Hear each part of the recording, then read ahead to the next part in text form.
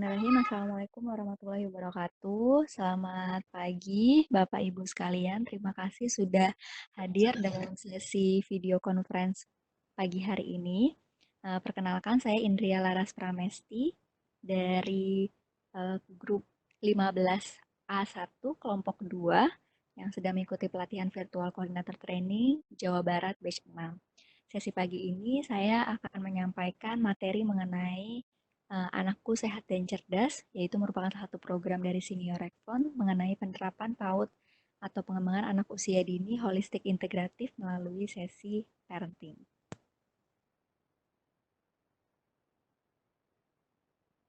Sebelumnya izinkan saya memperkenalkan dulu institusi apa itu Senior Rekfon. Jadi Senior Rekfon atau kepanjangannya adalah Southeast Asian Ministers of Education Organization, Regional Center for Food and Nutrition. Jadi Simeo Rekon ini, Simeo sendiri merupakan organisasi Menteri Pendidikan se-Asia Tenggara, jadi ada di 11 negara, dan Simeo sendiri memiliki 26 pusat kajian dengan berbagai macam bidang, 7 pusat diantaranya ada di Indonesia, dan salah satunya adalah kami, Rekfon, Regional Center for Food and Nutrition, Pusat Kajian Gizi Regional.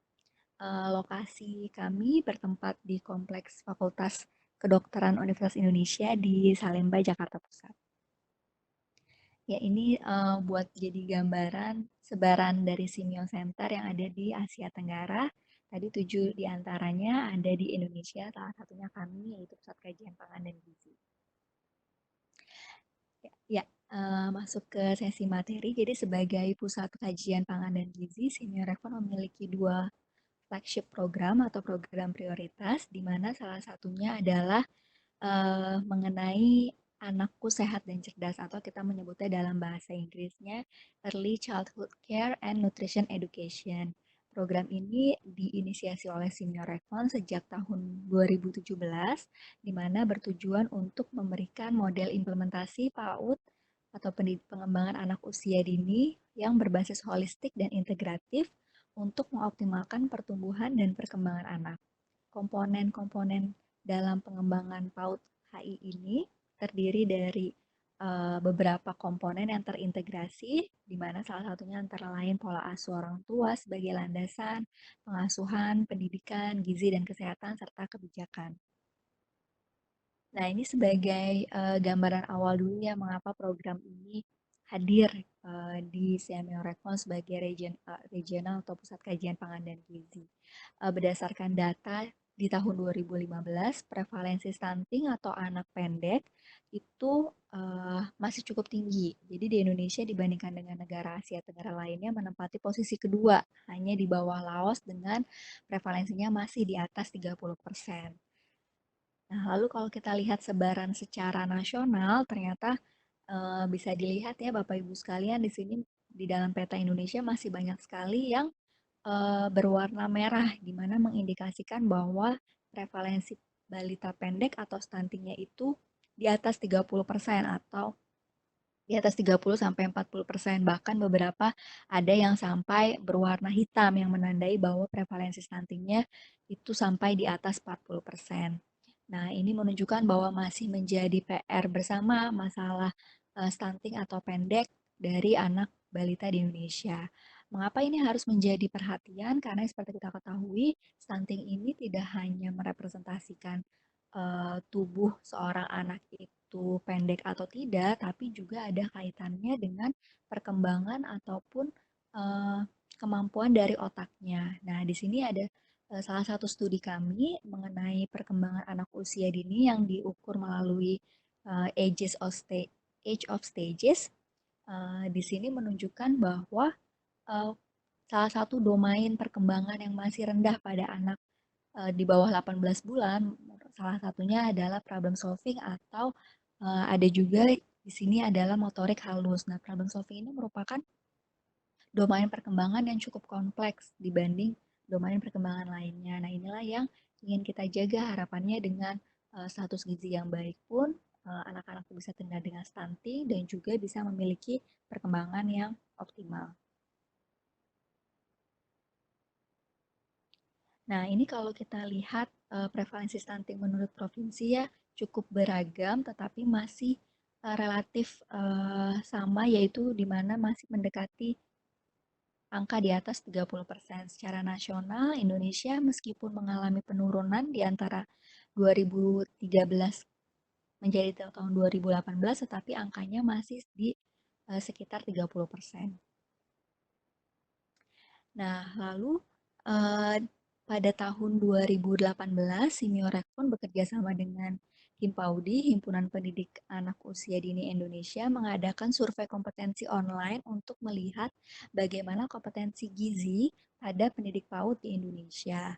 Nah, mengapa perlu melihat kompetensi gizi? Karena tadi seperti disampaikan di awal, komponen gizi merupakan salah satu pilar utama dalam pengembangan anak usia dini.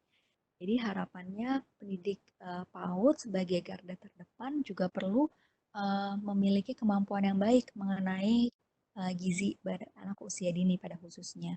Nah, dari hasil survei ini, kita mengadakan survei selama 1 hari. Pada saat itu dilakukan secara serentak, berhasil menjaring sekitar 17.800 pendidik PAUD, mencakup 94% kabupaten Indonesia, jadi sekitar 480 kabupaten mengikuti online survei ini, di mana hasilnya ternyata memang median skor atau misalnya skor dari survei kompetensi ini untuk para pendidik PAUD masih belum cukup tinggi gitu. Nah, inilah yang melandaskan kami sepertinya pendidik PAUD perlu diberikan penguatan mengenai gizi khususnya agar dapat mendampingi anak-anak usia dini di satuan PAUD-nya masing-masing.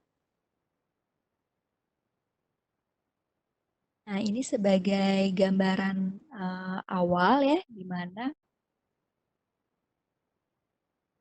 konsep dari anakku sehat dan cerdas ini memiliki komponen-komponen yang esensial. Jadi kalau bisa kita dilihat, ini divisualisasikan sebagai sebuah rumah di mana anak usia dini sebaiknya atau seharusnya itu bisa ternaungi dengan aman di dalam rumah. Nah, rumahnya ini komponennya apa saja? Kalau kita lihat di sini landasan. Di landasan pertama itu ada orang tua atau parenting, karena kita tahu bagaimanapun anak usia dini masih menghabiskan sebagian besar waktunya dan bergantung dengan orang tua. Lalu ada juganya lingkungan yang mendukung sehingga tumbuh kembang anak bisa optimal. Nah, dengan adanya landasan ini didukung dengan dua pilar, yaitu pilar pertama pengasuhan dan pendidikan, serta pilar kedua adalah gizi dan kesehatan. Lalu tentunya diperlukan atap untuk menaungi yang berupa dukungan kebijakan serta kerjasama lintas sektor. Nah, bagaimana dengan konsep PAUD HI yang dimiliki di Indonesia? Nah, di Indonesia sudah memiliki konsep PAUD HI ini sudah cukup lama sebenarnya, di mana disampaikan bahwa anak usia dini harus berhak mendapatkan 4 layanan esensial di dalam satuan PAUD. Apa saja 4 layanan esensialnya, yaitu pendidikan, pengasuhan, gizi, kesehatan dan perawatan, serta kesejahteraan dan perlindungan. Nah, dalam mengimplementasikan penyampaian layanan esensial kepada anak usia dini terdapat dua alternatif. Alternatif pertama itu alternatif yang disebutkan menjadi alternatif yang ideal karena di mana dalam satu satuan PAUD, 4 layanan esensial ini disampaikan secara langsung dalam satu satuan PAUD ya. Jadi komponen pendidikan, pengasuhan, gizi, kesehatan, perawatan, kesejahteraan, dan perlindungan ini tersedia layanannya dalam satu satuan PAUD. Namun apabila hal seperti ini implementasi ini tidak memungkinkan, terdapat alternatif kedua, di mana layanan ini diberikan dalam dua satuan atau dua tempat yang berbeda. Contohnya, komponen pendidikan dan kesejahteraan dan perlindungan diberikan dalam satuan PAUD atau kita mungkin lebih mengenalnya di sekolah PAUD-nya, sedangkan layanan kesehatan, gizi dan perawatan serta pengasuhan ini diberikan di layanan posyandu ataupun BKB, Bina Keluarga Balita.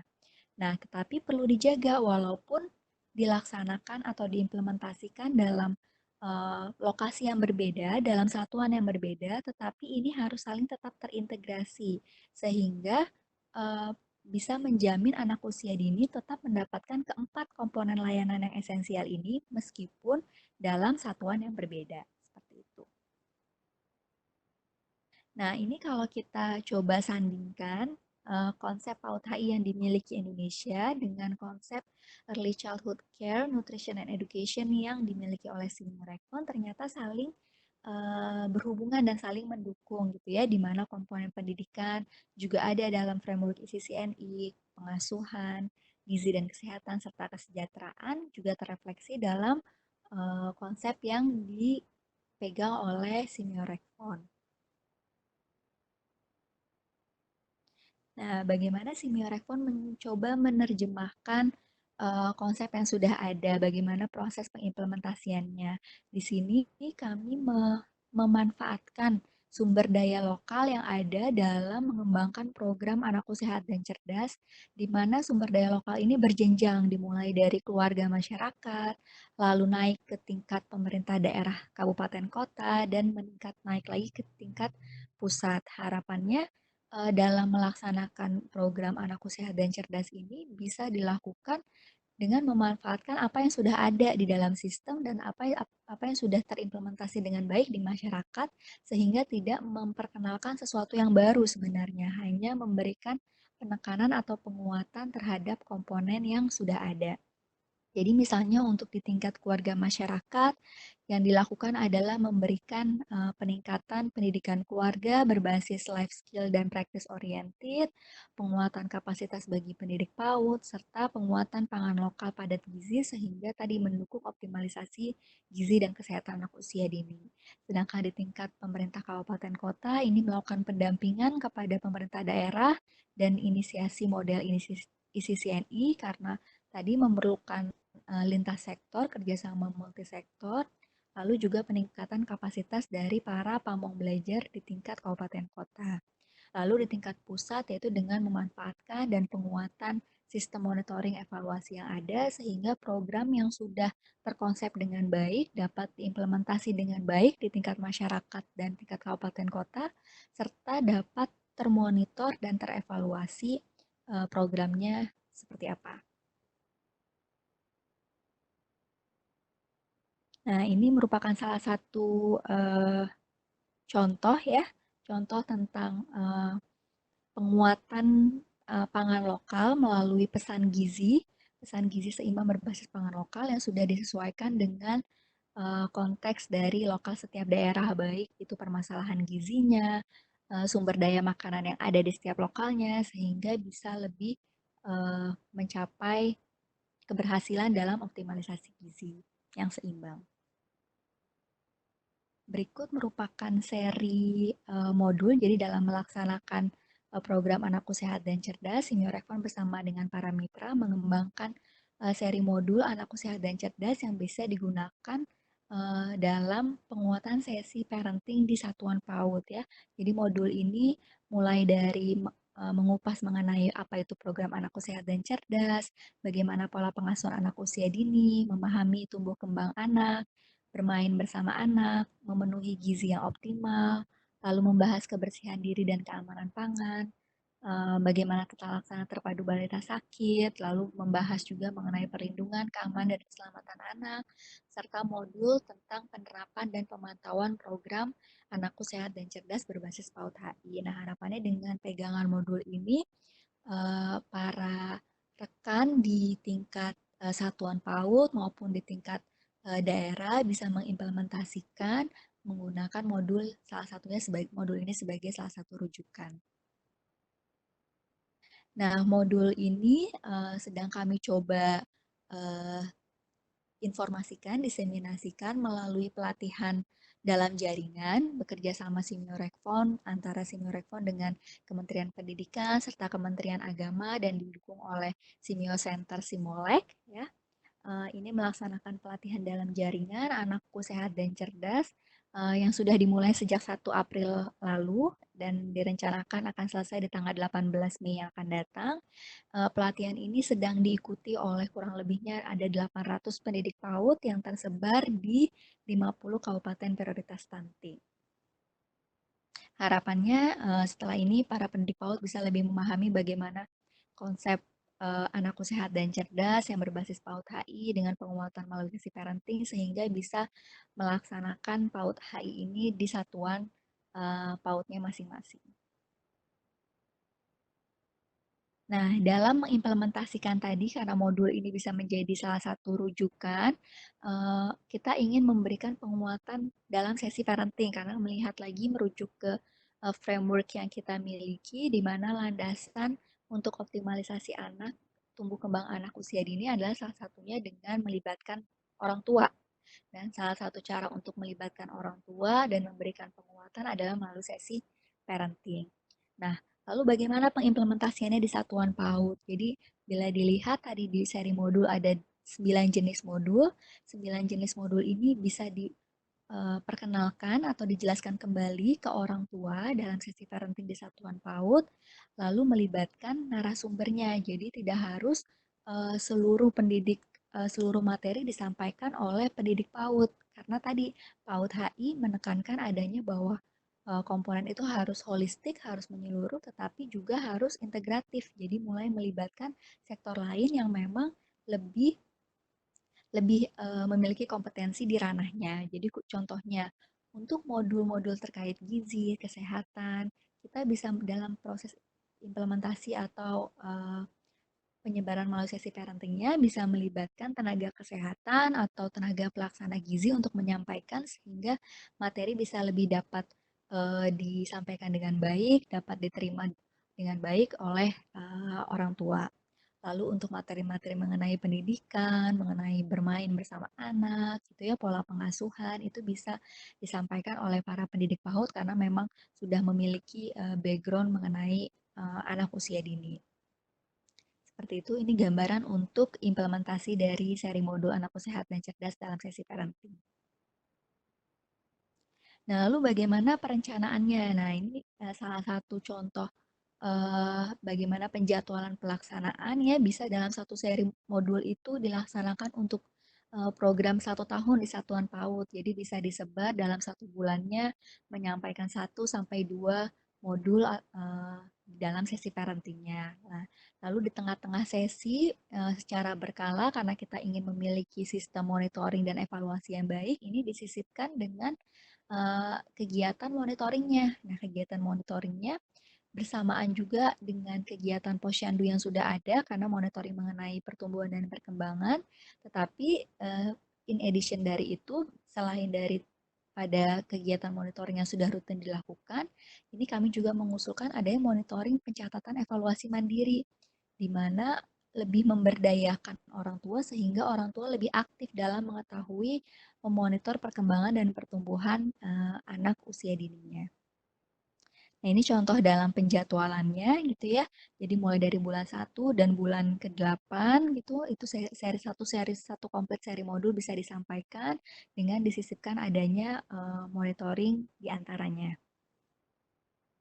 Nah, ini contoh bagaimana pelaksanaannya ya. Jadi pada saat assessment itu atau monitoring dilakukan bersamaan dengan posyandu dan posyandu yang dilaksanakan di PAUD, jadi sebenarnya bisa melakukan monitoring sesuai dengan umumnya yang telah dilakukan pada saat sesi posyandu, di mana meja 1 ada pendaftaran dan perhitungan usia, meja 2 dilakukan pengukuran berat badan dan tinggi badan, ini bisa melibatkan eh, bidan ataupun tenaga pelaksana gizi dengan dibantu oleh kader atau pendidik PAUD yang ada di satuan PAUD. Lalu di meja 3 mengisi KMS, di meja 4 terdapat konseling oleh nakes, bisa dibantu oleh pendidik PAUD, khususnya bagi anak-anak yang memiliki status gizi di area yang rawan gitu ya, di daerah garis pertumbuhannya kuning atau merah. Lalu di meja 5 ini biasanya untuk imunisasi atau pelayanan kesehatan yang dilakukan oleh nakes. Nah, karena umumnya kegiatan posyandu ini sudah cukup padat ya, kita mengerti apabila ditambahkan bersamaan dengan sesi parenting rasanya akan kurang kondusif. Oleh karena itu yang kami usulkan adalah sesi posyandu bisa berjalan seperti pada umumnya atau pada rutinnya. Nah, lalu di akhir pada saat sebelum pulang di meja 5 ini kita bagikan undangan untuk sesi parenting di selanjutnya. Nah, jadi sesi parenting ini dilaksanakan eh, di hari yang berbeda dengan posyandu tadi untuk meningkatkan kondusif dari kegiatan sehingga ibu-ibu bisa lebih atau orang tua bisa lebih konsentrasi dalam mendengarkan materi di sesi parenting. Nah, lalu apa saja sih yang dilakukan monitoring dan evaluasinya? Ini kita coba mappingkan apa saja yang perlu dilakukan monitoring, evaluasi, dan bagaimana metodenya. Jadi kalau dilihat di matriks ini kita bagi dua, ada tabel yang berwarna hijau dan tabel berwarna orange ya. Di tabel warna hijau ini menggambarkan bahwa sebenarnya MONEF atau monitoring ini bisa dilakukan secara rutin melalui kegiatan Posyandu gitu ya, di mana status gizi, kelengkapan imunisasi, perkembangan SDI DTK ini sebenarnya memang sudah rutin dilakukan di Posyandu setiap bulan ya, setiap bulan dicatat menggunakan buku KIA yang memang sudah dikembangkan secara nasional untuk eh, kesehatan ibu dan anak ya. Jadi memang sudah ada bukunya dari pemerintah pusat bahwa setiap perkembangan dan pertumbuhan anak itu dicatat dalam buku KIA. Nah, lalu yang orange ini apa? Jadi ini adalah komponen monitoring yang ditambahkan untuk memperkaya monitoring yang sudah ada di dalam buku KIA atau yang sudah rutin dilakukan di Posyandu. eh, Komponennya lebih bersifat praktis ya, lebih untuk melihat atau melihat monitoring dari praktek gizi dan kesehatan ataupun tentang pengasuhan. Jadi contohnya ada variabel tentang skor keberagaman pangan, pencatatan konsumsi anak dalam 1 minggu terakhir ini untuk melihat bagaimana sih kecukupan atau gambaran pola makan anak, apakah sudah cukup optimal atau belum. Lalu bagaimana praktik cuci tangan yang baik serta ada atau tidaknya paparan rokok di lingkungan sekitar anak usia dini, lalu keterlibatan orang tua dalam pengasuhan serta secara garis umum angka partisipasi kasar anak usia dini di satuan PAUD ya. Jadi untuk yang ranah berwarna hijau ini bisa dilakukan setiap bulan, sedangkan untuk ranah yang praktik ini bisa dilakukan setiap per 3 bulan ya, jadi tidak harus setiap bulan. Ini bisa dilakukan pada saat sesi parenting. Pada saat sesi parenting ditambahkan sesi untuk mengisikan monitoring dan evaluasinya. Ya, Bapak Ibu mungkin sekian yang bisa saya sampaikan tentang pengenalan program Anakku Sehat dan Cerdas, salah satu program prioritas dari Simeo Reform. Mudah-mudahan bisa bermanfaat materi yang saya sampaikan. Nanti kita bisa berdiskusi, bisa sharing tentang mungkin ada pertanyaan atau mungkin ada sharing bagaimana pelaksanaan PAUD HI yang sudah ada di institusi Bapak Ibu sekalian. Nah, ini sekilas menambahkan catatan tambahan mengenai cara sehat belajar lewat daring atau dalam jaringan. Karena kan di masa seperti ini mayoritas kegiatan baik bekerja maupun belajar umumnya melewati dalam jaringan ya atau online. Yang harus diperhatikan untuk menjaga tetap sehat, tetap aman dalam belajar dan bekerja. Ada beberapa poin yang harus diperhatikan. Pertama mengenai posisi duduk, pastikan posisi duduknya tegap dengan jaraknya dengan layar itu kurang lebih 40 cm. Juga kita mengatur volume dan lama durasi penggunaan headphone, serta jika harus berinteraksi dengan orang lain dalam proses belajar maupun proses bekerja melewat daring ini, pastikan jaga jarak aman minimal 1 meter. Lalu juga pastikan cukup minum teh, mungkin karena sekarang lagi bulan puasa, ya kita bukanya nanti ya, tapi ini untuk tetap mengingatkan kita bahwa dalam proses belajar harus tetap menjaga hidrasi dari tubuh kita dengan cukup minum air, sehingga konsentrasi juga tetap terjaga. Kurang lebihnya seperti itu. Terima kasih untuk perhatiannya. Saya kembalikan ke moderator. Wassalamualaikum warahmatullahi wabarakatuh.